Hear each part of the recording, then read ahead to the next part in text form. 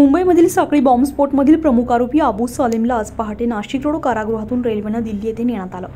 यावेळी नाशिक रोड कारागृह ते रेल्वे स्थानक दरम्यान मोठा बंदोबस्त तैनात करण्यात आला होता। मुंबईमध्ये 1983 साली साखळी बॉम्बस्फोट झाला होता। अनेक निष्पाप लोक यामध्ये मृत्युमुखी पडले होते। या घटनेने सर्व देश हादरला होता। मुंबई पोलिसांनी यातील प्रमुख आरोपी अबू सालेमला शोधून काढलं। तपासामध्ये अबू सालेम हाच या बॉम्बस्फोटचा प्रमुख आरोपी असल्याचं निष्पन्न झालंय।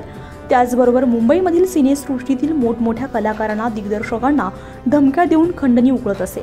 यामध्ये अनेक लोकांना त्यानं जीवे ठार मारल्यामुळे त्यावर गुन्हे दाखल आहेत। यातील मुंबई बॉम्बस्फोटामध्ये आणि इतर गुन्ह्यामध्ये न्यायालयानं त्याला कठोर शिक्षा सुनावली आहे, तर काही गुन्हे हे न्यायप्रविष्ट आहेत। यापूर्वी तो तळोजा कारागृहामध्ये होता।